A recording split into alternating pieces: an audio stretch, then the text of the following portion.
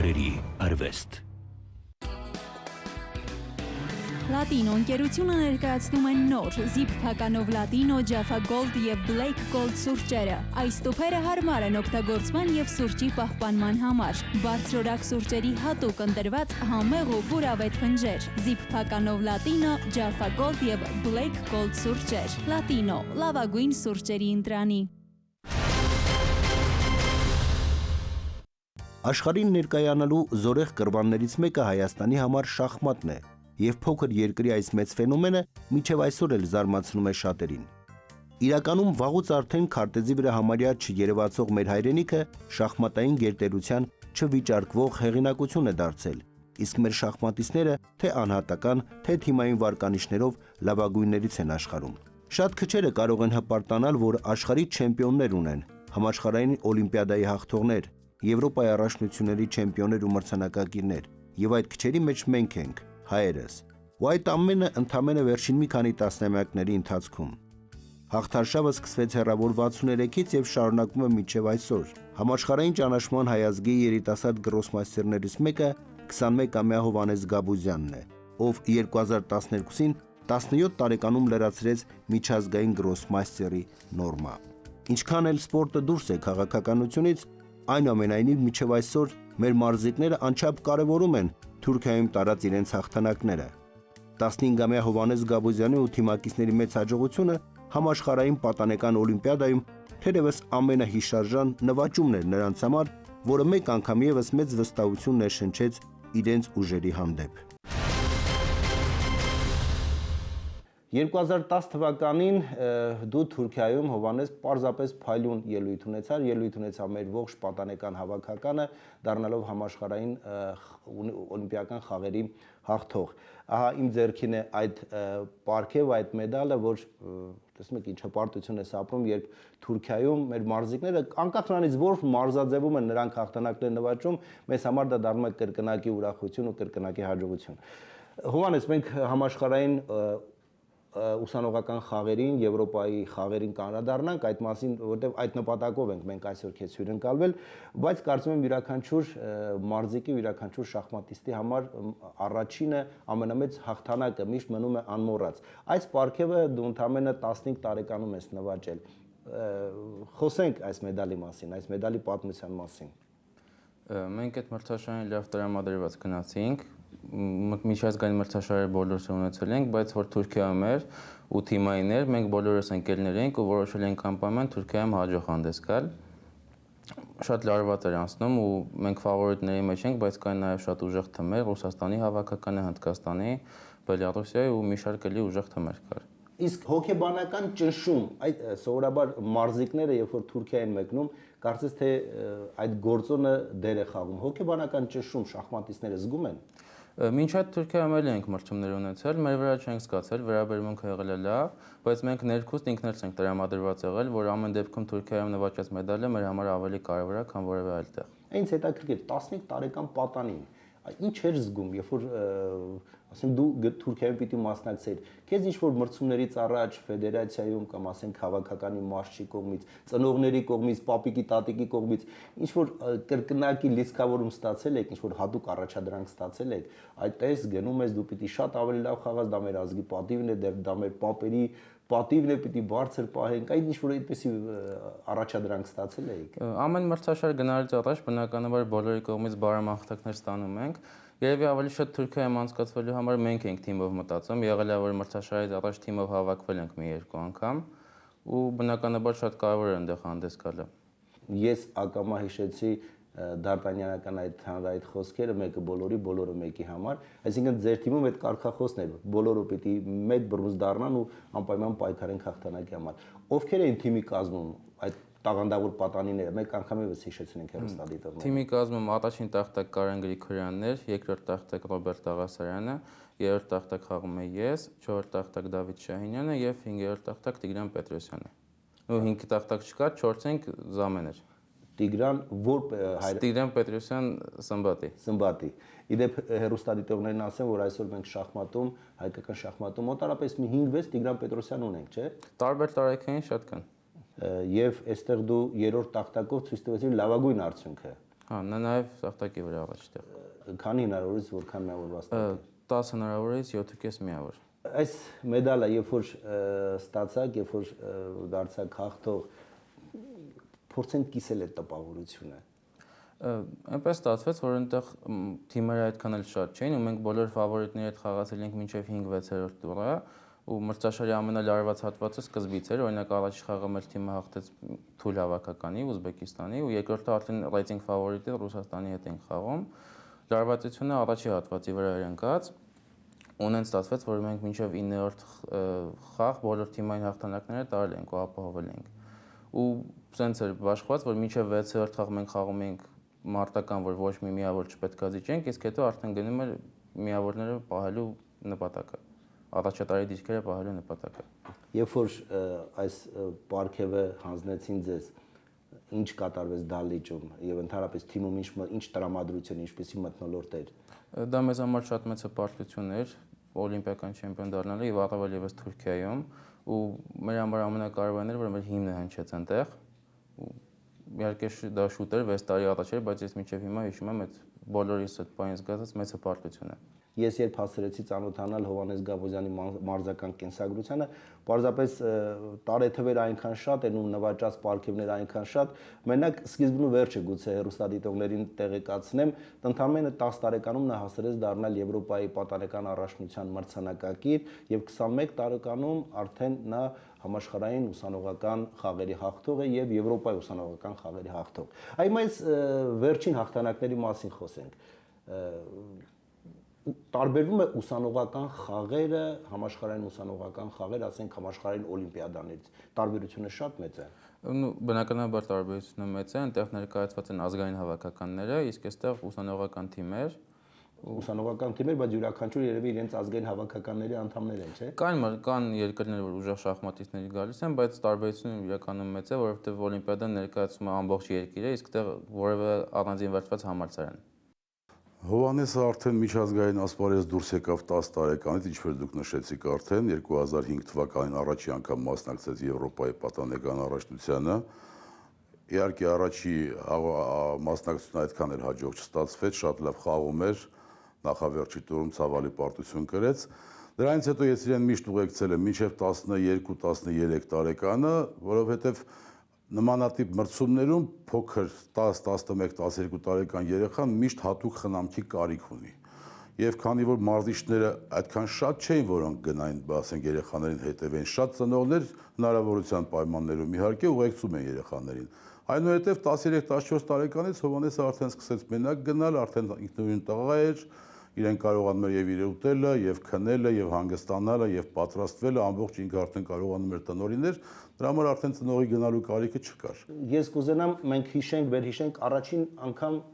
դու Ֆիդեի վարպետի կոչումը ստացար ու շատ կարճ ժամանակ հետո դու դարձար գրոսմաստեր, ընդամենը մի քանի ամիսներ տևեցին, չէ՞, այդ ժամանակահատվածը։ Դժվարությամբ է տրվում այդ Ֆիդեի վարպետի կոչումը եւ հետո գրոսմաստերական, որովհետեւ քո գործակիցը կարծեմ 2500-ը արդեն անցել է։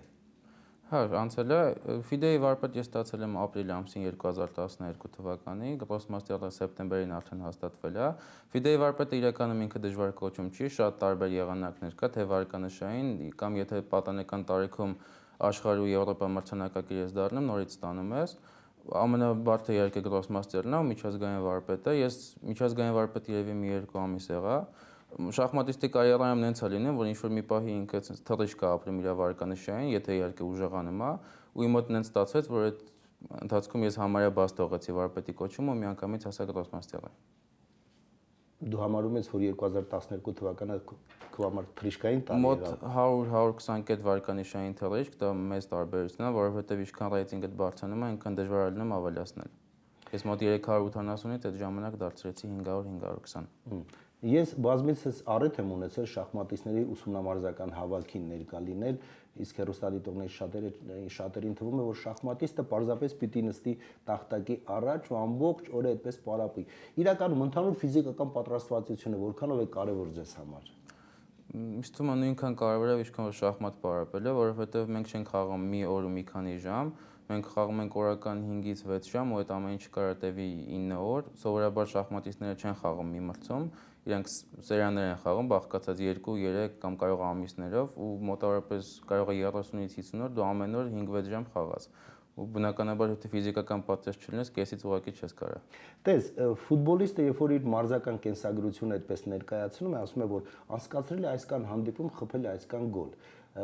Շախմատիստի մոտ կա այդպիսի վիճակագրություն, քանի հանդիպում է, քանի պարտիա է անցկացրել եւ քանի հաղթանակ ունի, ասենք, Հովհաննես Գաբուզյանը։ Օնլայն բազաներ կան, որ տվյալները պահում են, բայց տենց չենք հետևում, շատ տենց սովորություն չկա շախմատիստների մոտ, որովհետև խաղերը շատ են ու օրինակ, չգիտեմ, 500 խաղից այսքան հաղթանակ, այսքան ոչ ոքի չենք պահում։ Քո վիճակագիրը քո հայրն է, չէ՞։ Ավելի շատ ինֆորմացիա, տեղեկատվություն կարող ենք ստանալ նրանից։ Հա, ես միշտ որ հարցազրույցներ եմ, միշտ որ բան չէի հիշում, ասում եմ մենեջերին դիմեք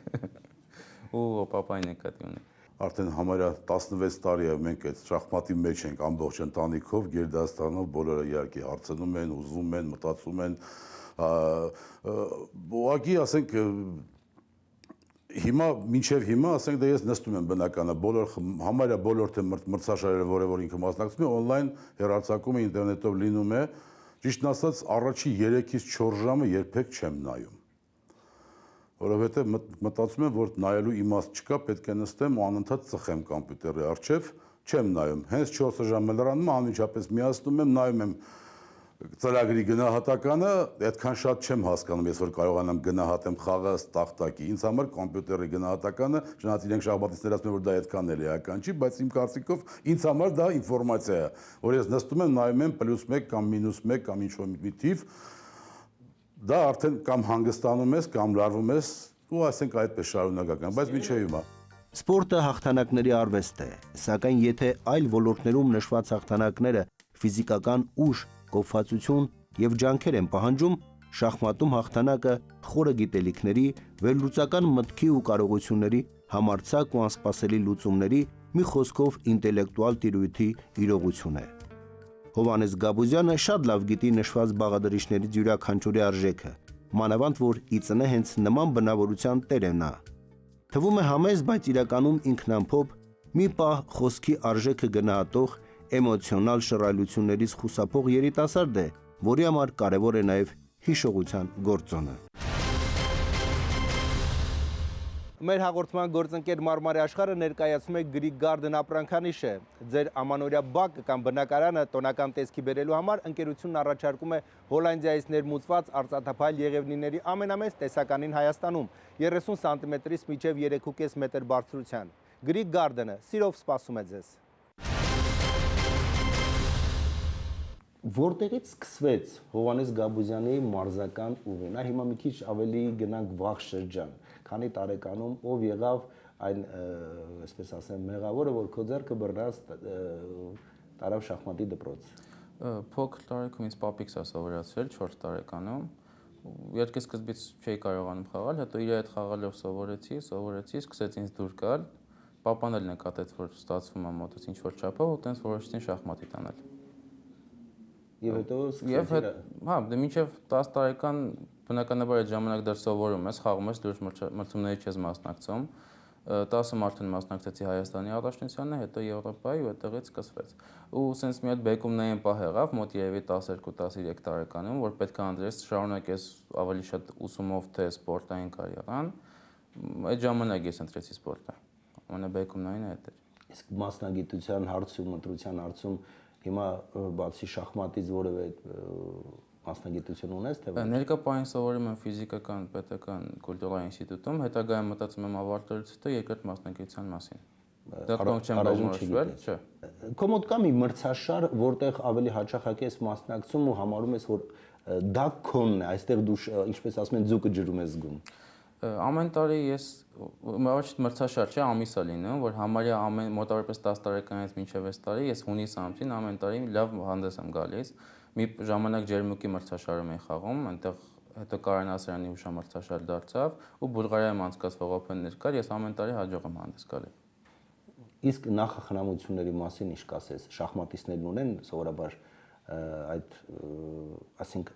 ամեն մրցաշարի պիտի, ասենք, նույն վերնաշապիկը հագնես, կամ ասենք, չգիտեմ, ինչ-որ մի թալիսման ունենաս քո ձեռքում, կամ ասենք շղթա ունենաս քո վզին, չգիտեմ, մեկի նվիրած շղթան։ Շախմատիստները շատ ունեն նման բաներ, դեր բերած օրինակներով, ես ինքս աշխատում եմ չհետևել, որովհետև եթե մի օր ինչ-որ բան չես կարող պահես, դա քո վրա կարող վատ հոգեբանական ազդեցություն ունենա ու պարտադիր չի դու ինչ-որ անիմաստ բանի պատճառով վատ տրամադրված լինես խաղին։ Սովորաբար լինում է երևի փոքր տարիքում գրիչներ, որ ես հաջողակ գրիչ ունեի, գրում էի, հետո վերջանում էր, ես ինձ սկսում էի տրամադրել, որ չեմ կարող հաղթեմ։ Օրինակ ես գիտեմ, որ մարդիկ կան, որ չեն սափրվում, մրցաշարը մեկնարկում է, չի սափրվում, ինչու մրցաշարի ավարտը։ Ուրիշ ձև կա շախմատիստների մոտ, անում են, երբ որ չեն սափրվում, երբ որ պարտվում են մրցաշարի ընթացքում, նոր սափրվում են։ Ասենք, եթե 9 խաղա, 6-րդում պարտվում են, մի հատ սափրվում են, որ ինչ-որ բան փոխեն։ Քո մոտ չկա այդ բանը, որևէ բան չունես։ Շուտ, ես վերջի մի քանի տարին չեմ արել, դեն ժամանակ փորձում եմ, բայց զգացեցի, որ անիմաստ է։ Տանում ես զբաղվում։ Այսինքն ժամանակ ունենում ես տանը զբաղվել։ Չէ, տունը մենակով եմ պարապում բնականաբար ու մարտիշի կամ ընկերների հետ շախմատից որ հավաքվում ենք, ինչ-որ բաներ ենք քննարկում։ Եթե տունը աշխատում եմ մենակով։ Իսկ շատ ես հոգնում ընդհանրապես շախմատ այդ խաղալուց ամեն օր, ասենք շախմատ խաղալ, ուրիշ խաղով, ասենք սիրում ես, ասենք ֆուտբոլ նայել կամ ասենք ուրիշ մարզաձև կամ քո հետաքրքրությունը սպորտից շախմատից դուրս։ Նայելու տեսակետից մեծ թենիս եմ սիրում, ֆուտբոլ չեմ նայում։ Շախմատից դուրս կինոներ եմ նայում, լողի եմ սիրում գնալ։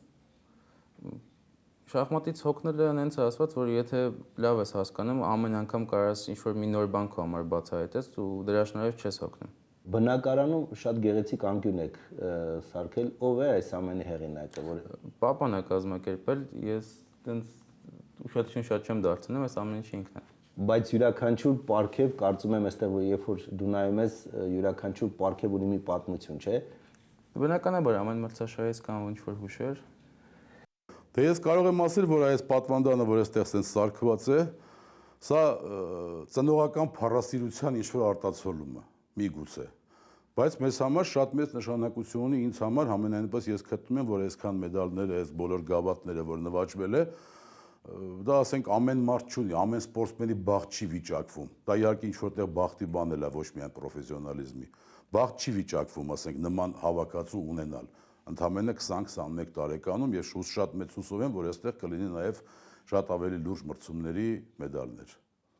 Հովանեսի թե խաղային առօրյան, թե հեռանկարներն ու ծրագրերը բարեբախտաբար մշտական հսկողության տակ են եղել առաջին հերթին ընտանիքի, մասնավորապես հոր Եղիազար Գաբուզյանի կողմից։ Ինքը խոստովանում է, որ իր առաջին երկրպագուն մարզիչը եւ ինչ որտեղ նաև խորհրդատուն հայրն է եղել։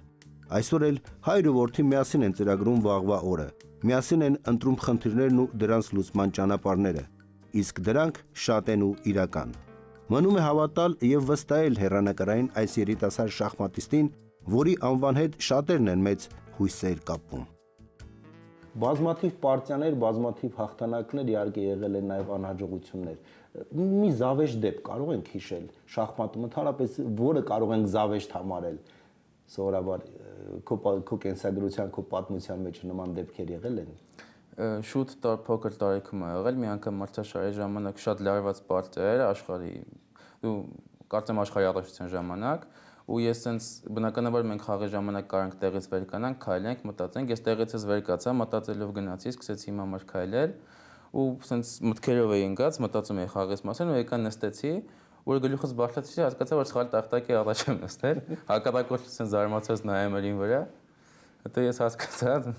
ծխելով վեր կացա, տեղս փոխեցի։ Սովորաբար այսպես է, չէ՞,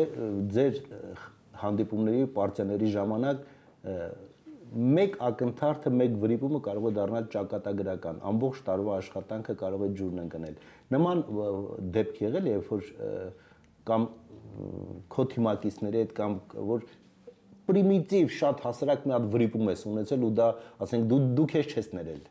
Բնականաբար ելնում է, ամեն եթե հաջող մրցաշար ես խաղում ու մի հատ բեկումնային պահ է գալիս, որ պետք է ուղղակի իրավունք չունես սխալվելու, ով որ չի սխալվում երկար, ինքն էլ հաղթող է դառնում։ Ուղղակի փոքր տարիքում լավ այն էր, որ եթե դու սխալվում ես, հակառակորդը չի լինում շատ ուժեղ, ինքը քեզ հնարավորություն է տալի քո սխալը ուղղելու, իսկ այս մակարդակում, որ խաղում ես ավելի շատ կրոսմաստերների հետ, բնականաբար քո միած սխալը մաքսիմալ օգտագործվում է ու հնարավոր է սաղ մրցաշարի հաջող ելույթը ջուրն է գնում։ Հիմա ինչ ես նախապատրաստում, այ առաջիկա քո մրցաշարը։ Առաջիկա Իտալիայում ունեմ ոչ այդքան կարևոր մրցաշար, երևի հայ շախմատիստներից շատերի համար ամենակարևոր մրցաշարը հունվարի սկզբին Հայաստանի մեծահասակների առաջնությունն է, բարձրագույն լիգան, որտեղ առաջի տեղ գրավողը մտնում է ազգային հավաքական։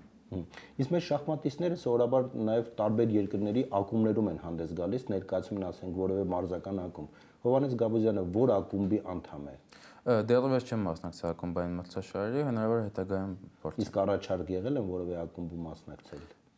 Պարսկաստանից են առաջարկներ եղել, բայց այդքան էլ չեմ սիրում այդ երկրը, չեմ մասնակցել։ Լավ, Հովհաննես, տես շատ արագ մեր բլիցը, կարծես թե բլից խաղացինք մենք առանց ընդհատման, առանց մի շնչով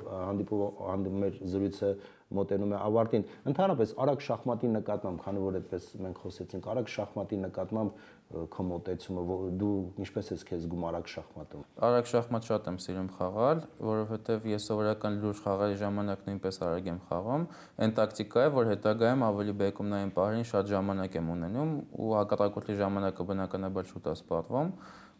Դրա համար արագ շախմատ ինձ ավելի հեշտ է։ Որն է առանձնահատկությունը, երբ որ շախմատիստ կա, որ ինքը արագ շախմատում շատ ավելի լավ է խաղում, քան ասենք սովորական շախմատային պարտիաներում։ Երևի ոճերի տարբերությունը, չնայած ինքը մի քիչ բարդ բան է, մարդիկ կա, որ սիրում են երկար մտածել, օրինակ ինչ-որ մի հատ կարող է խորի մաստ ինչ-որ մտահղացում ունենան ու փորձեն դրա շուրջ աշխատել, իսկ երբ որ ժամանակը քիչ է, դու պետք է մի քիչ ավելի շատ ինտուիցիայի վրա հիմնվես նաև,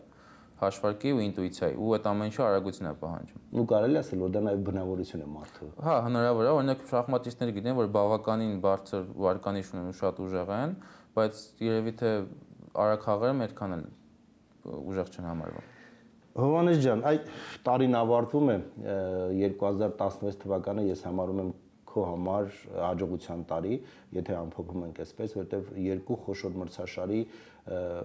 համաշխարհային ուսանողական խաղերի հաղթող ես դարձել, եվրոպական ուսանողական խաղերի հաղթող։ Ես այդպես եմ գնահատում, որ հաջող էր։ Իսկ դու ինքդ բավարարված համարեցիր այս մրցաշրջան 2016-ից։ Ինքը շատ բարդ տարի էր իմ համար, ունեցել եմ նաև եւ հաջող եւ անհաջող ելույթներ, ընդհանուր առմամբ գոհ եմ։ Մի երկու մրցաշար կար, որ կուզեի ավելի լավ ստացված լիներ։ Տղամարդկանց անհատական Եվրոպայի առաջնությանը անհաջող հանդես եկա, եւ կուզեի այնտեղ էլ լավ լիներ։ Իսկ այս լարված մրցաշրջանը, լարված այս հանդիպումներ, պարտիաներ, շրջագայություններ, անձնական որևէ բանի մասին դեռ մտածել չի տալիս, չէ՞։ Սկսես մտածել քո անձնականի մասին։ Դե երբ որ ապրում ես կարիերայով, մեկ մտածում ես չես կարող համատեղես, բայց ինչպես տեսնում եմ, բոլորը համատեղում են կյանքի ինչ-որ մի պահի։ Եթե ուզենես զբաղվես մենակ գործով, անընդհատ ժամանակը չի հերիքի, ու տարիքային երևի թե կապ չունի, մարդիկ կարող մինչև 30-40 տարեկան ամբողջ օրը աշխատեն ու էլի աշխատելու ժամանակը չի հերիքի։ Չես հասցնում սիրահարվել։ Սիրահարված եմ, ընկերուհի ունեմ։ Բրավո, ապրես։ Այսինքն հասցնում ես նաև եւ դա եւ նա։ Դե ամեն ինչ էլ պետք է, եթե մենակ շախմատով զբաղվես, պետք չի հետ մնալ կյանքի որևէ ասպարեզից։ Այսպեսին էր հեռուստադիտողում մեր երիտասարդ տաղանդավոր գրոսմայստերը, ով հասցնում է մրցաշրջանի ընթացքում բազմաթիվ մրցաշարերի առաջնությունների մասնակցել, հաղթանակներ տանել, մեդալներ նվաճել ու միևնույն ժամանակ նաև ունենալ կյանքի ապագա իր ընկերուհին սիրած էակ, որի համար կարող ես եւ ուրախանալ եւ հպարտանալ եւ նաեւ պայքարել ու հաղթել։ Շնորհակալ եմ։ Ապրես, շարունակիր նույն տեմպով, նույն ոգևորությամբ, իսկ մենք պետք է հետևենք, որպեսզի առաջիկայում մրցաշրջան 2017-ում Հովհաննես Գաբուզյանին նորանոր հաղթանակներով տեսնել եւ ամենակարևորը ընտանեկան այս հրաշալի հավաքածուում ունենանք նոր մեդալներ ու նոր պարգևներ։ Շնորհակալություն Հովհաննես, այսքան էր հեռուստադիտողներ, մի մեդալի պատմություն էր հայկական երկրորդի եթերում։ Իմ հյուրն էր միջազգային գրոսմայստեր Հովհաննես Գաբուզյանը, կհանդիպենք։